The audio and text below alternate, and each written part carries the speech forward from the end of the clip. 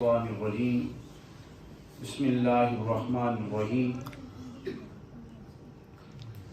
اللہ تبارک و تعالیٰ کا ایک خاص کرم ہے کہ اللہ نے اپنی بندگی کے لیے، اپنی محبت کے لیے، اپنی بارگاہ میں جھکنے کے لیے اللہ نے ایک موقع ہمیں اور عطا کیا ہے۔ اور آج کی حدیث پاک صاحب مسلم کتاب الصلاۃ میں نماز کے حوالے سے بیان کرتے ہیں، اور اس میں نماز بھی ہوگی اور میرے مصطفیٰ کریم علیہ الصلاۃ والسلام کی شان بھی ہوگی۔ اور یہ جو حدیث پاک آج کی حدیث پاک ہے، اس کو امام بخاری نے بھی کتاب الصلاۃ میں ذکر کیا، جو بخاری اور مسلم شریف دونوں میں حدیث پاک ہیں، وہ بھی تکرار جو تکرار کے ساتھ آئی ہیں، یعنی کہ جو مسلم شریف میں بھی ہیں، بخاری شریف میں بھی ہیں، وہ 4000 حدیث ہیں۔ اور آج کی حدیث پاک کو روایت کرنے والے حضرت انس بن مالک رضی اللہ تعالیٰ عنہ، جن کا تعارف آپ پہلے سن چکے ہیں۔ 10 سال کی عمر میں آقا کائنات امام الانبیاء کی بارگاہ میں ان کی والدہ چھوڑ گئی اور دعا کے لیے درخواست کی، یا رسول اللہ، یہ میرا بیٹا آپ کی بارگاہ میں وقف ہے، اس کے لیے دعا فرمائیں۔ تو میرے مصطفیٰ کریم علیہ الصلوۃ والسلام نے فرمایا، اللہم، اے میرے اللہ،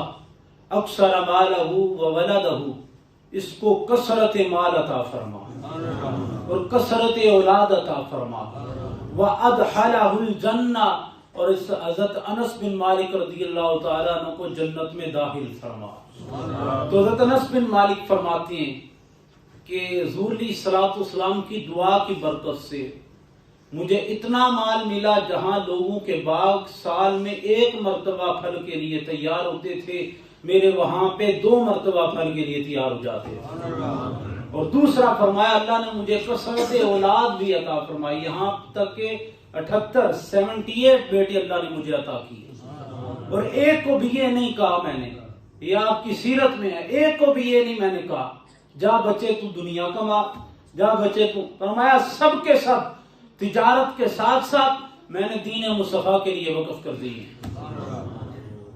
حضرت انس بن مالک رضی اللہ تعالیٰ عنہ سے ٹوٹل جو روایت کردہ حدیثیں ہیں وہ 2386 حدیث پاک ہیں،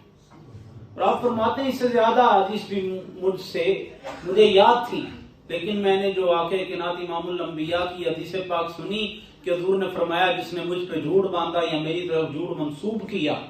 اس کا ٹھکانہ جہنم ہے۔ جس حدیث پہ مجھے شک ہوتا میں وہ نہ بیان کرتا، اور جو حدیث مجھے صحیح یاد تھی، موقع بھی یاد تھا، جگہ بھی یاد تھی کہ کہاں امام الانبیاء نے یہ الفاظ فرمائے، اس حدیث پاک کو میں صحابہ تک پہنچا دیتا۔ اور آج کی جو حدیث پاک ہے، انس بن مالک رضی اللہ تعالیٰ عنہ، ان نبی اللہ صلی اللہ علیہ وآلہ وسلم، کہ اللہ کے نبی محمد مصطفیٰ صلی اللہ علیہ وآلہ وسلم نے ارشاد فرمایا، اتم الرکوع والسجود، اپنے رکوع اور اپنے سجدوں کو پورا کیا کرو، ادھورا نہ چھوڑا کرو، یعنی کہ ان کے درمیان بیٹھنا، رکوع کے درمیان کے بعد سیدھا کھڑا ہونا،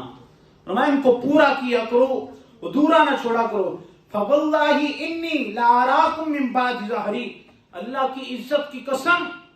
میں تمہیں ویسے ہی دیکھتا ہوں جس طرح میری نگاہ قبلہ کی طرف ہوتی ہے، اسی طرح میری نگاہ تمام غلاموں پر بھی ہوتی ہے۔ تمہارے رکوع اور سجود مجھ سے مخفی نہیں ہے۔ اذا ما رکعتم و اذا ما سجدتم،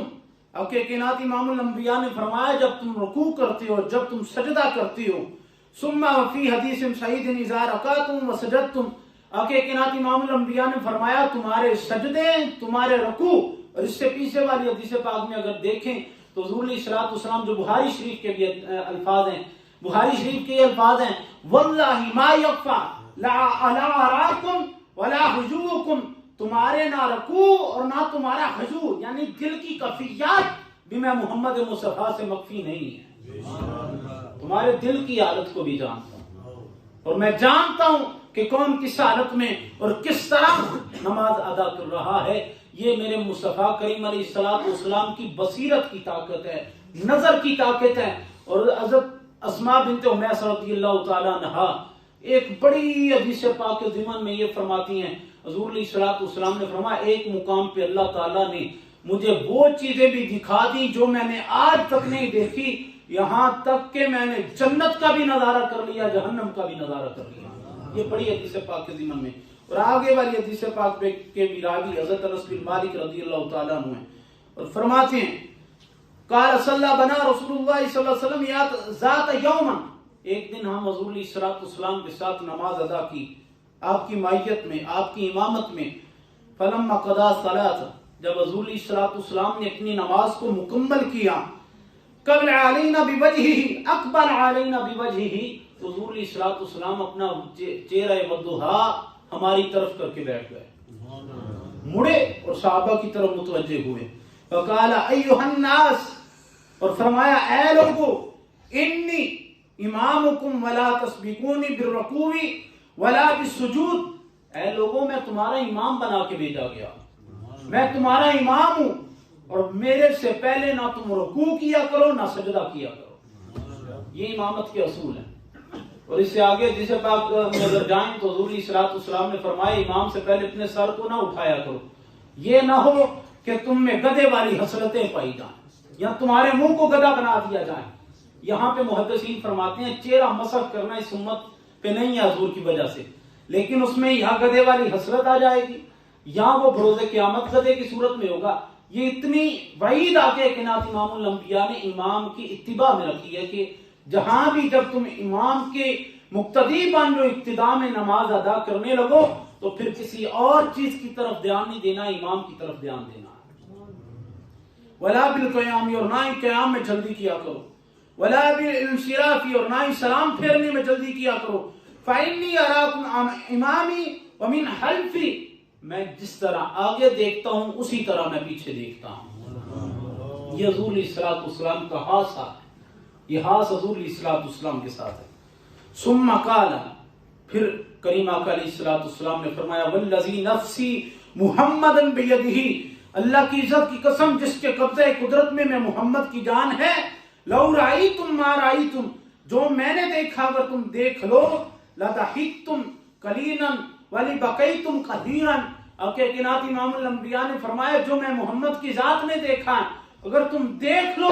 تو تم ہمسو کم اور رو زیادہ، اللہ کی بارگاہ میں آنسو زیادہ بہاؤ۔ تو صحابہ عرض کرتے ہیں قال وما رأیت یا رسول اللہ، یا رسول اللہ آپ نے کیا دیکھا ہے؟ حضور علیہ السلام نے فرمایا قال رأیت الجنہ والنار، میں نے جنت کے نظارے بھی کیے ہیں، جہنم کی گہرائیوں کو بھی دیکھا ہے۔ جو بندہ جہنم کی تپش کو دیکھ لے، گہرائیوں کو دیکھ لے،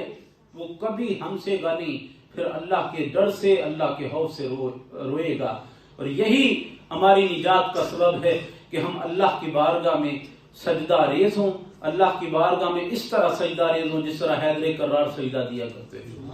ان کا رنگ تو پیلا ہو جاتا تھا۔ اس طرح اللہ کی بارگاہ میں کھڑا ہونے سے ڈریں جس طرح سیدنا صدیق اکبر رضی اللہ تعالیٰ عنہ ڈرتے تھے